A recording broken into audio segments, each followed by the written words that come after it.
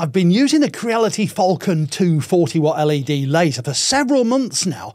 It's become a tool I can't live without.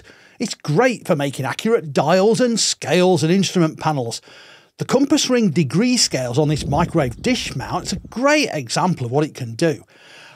I'll take you through the steps needed to design these excellent scale rings in Lightburn and how to use the Falcon2 to make them in 4 different metals using a range of techniques. One of them goes horribly wrong. This video is sponsored by Creality. I use Lightburn with my Falcon2 40-watt. I'll take you through the full process of creating the degree rings.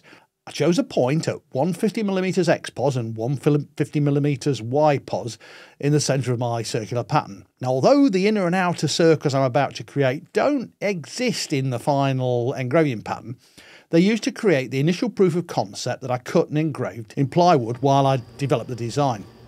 The outer circle also creates the template to hold the metal rings in place during engraving.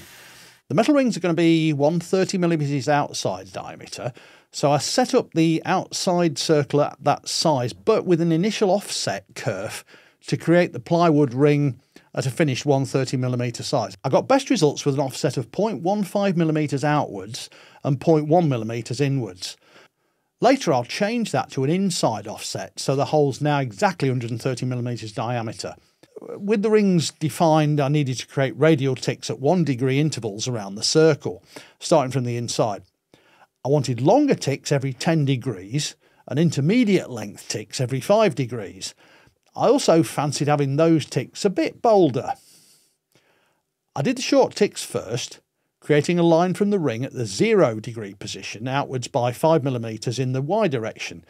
Then I made a circular pattern based on that line, centred at 150-150 in 1 degree intervals, creating 4 copies. Next, I deleted the original line. That gave me ticks at 1, 2, 3 and 4 degrees. I outlined those 4 and created a circular pattern, again centred at 150-150, with a 5 degree increment, repeated 71 times. That filled in all of the 1 degree ticks. For the 5 degree steps, I created a 7mm line at 0 degrees. I wanted this line to be stronger, so I created a copy of it spaced 0.1mm to the right and then another at 0.1mm to the left. Those lines would overlap slightly to create one wider line. Once more, I made a circular pattern of the set of 3 lines, with 1 copy rotated 5 degrees about 150-150 and then deleted the original. That gave me a strong 7mm tick at the 5 degree position. Now I just needed to replicate that every 5 degree offset, so 35 copies needed at 10 degree increments. Once more, that centred at 150-150. There is a sneaky trick you can do by selecting a point at that centre as the last thing, so you don't have to type in 150-150 every time. But I wasn't brave enough. The final step was a slightly longer line at 0 degrees, again with 2 copies either side and replicating that 35 times at 10 degree intervals. The ticks were complete, so now I needed the degree numbering. Lightburn has a nifty feature to create the increments automatically. First you select a font face and size, and then for decimal numbers you type a placeholder with a D to represent each digit. In my case, I wanted a maximum of 3, with no leading 0, centred at each 10 degree interval. I typed DDD above the 0 degree mark and then selected the text and created a circular array, starting at 0, ending at 350 with 35 copies, 10 degree steps centred at 150-150. And check the rotate object copies and auto increment variable text boxes with an increment of 10. You don't get to see the numbers until you click preview. It all looks excellent, except I want solid fill for the numbers, so I selected the cyan layer for the text and set it to a fill pattern. Now we've got a problem though. All those traverses mean the engraving is going to take forever to complete. Luckily, just checking the box to select fill shapes individually fixes it and drops the time to 20 minutes instead of 2 hours. We can optimise that later once we know the actual cut and fill speeds and powers. Rather than going straight to metal, I made a proof of concept test ring in 2mm plywood.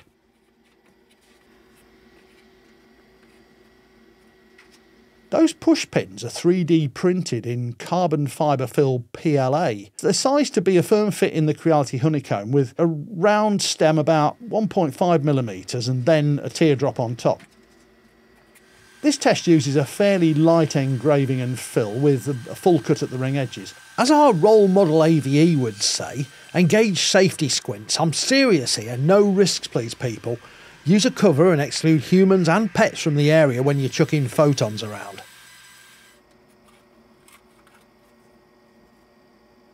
The result looks pretty good, so I think we can chalk that up as a success. For the first ring, I'm using Brilliant's laser spray, which goes on as a white powder and makes a persistent black line after it's been fused by the blue laser. As with all work on new materials, I ran a material test grid in Lightburn to get the power and speed exactly right, using the discarded centre circles. After rinsing off the unfused powder, it looks like 60% power at 2000mm per minute gives the best results on this material with this spray. Your mileage may vary. A 22-watt Falcon 2 at 100% should work at about the same speed, but a test grid's always advisable. I tested brass, stainless and aluminium with a ceramic spray. They look great when they come out with that flat white ground and dense black letters, but as you see, the uncured material's very fragile. Here's the finished result of the Brilliant spray on aluminium, on stainless steel and on brass. These LED lasers interact with the various elements in stainless steel to produce a variety of coloured oxide films. The range over which the oxides make interesting shades is very narrow, so when you're trying to achieve a specific colour, you need to do a test grid with wide increments of power and speed, and then close in on where the range of colours you want are developed, until you find the exact shade. Luckily, to get black, we can just turn up the power until the lines are nice and dense, but not to the point where there's a heat affected zone or any distortion of the material.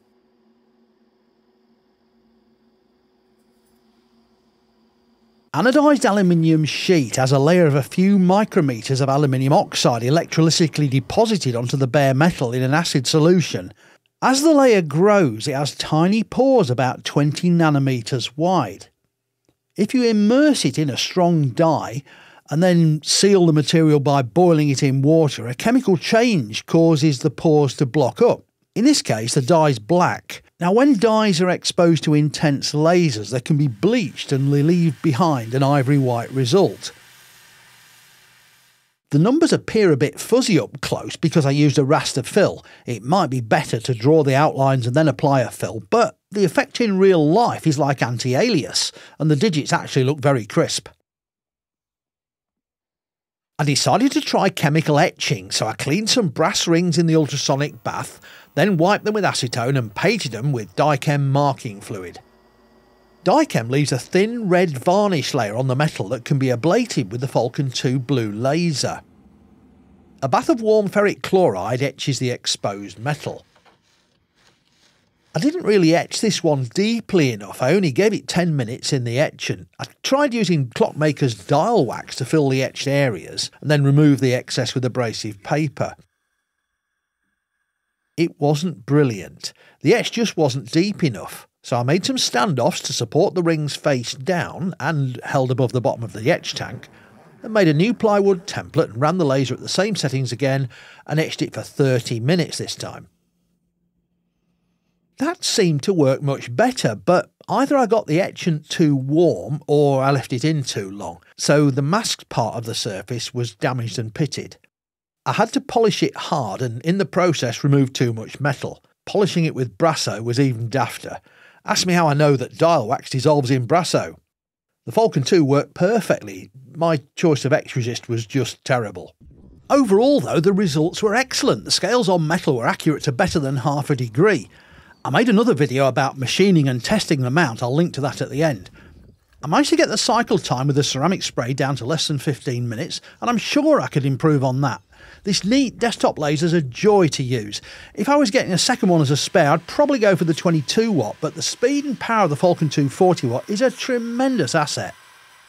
You'll find purchase links in the description and at the top of the screen. Huge thanks to Creality for sponsoring this video and to my patrons and coffee supporters. Watch this one next.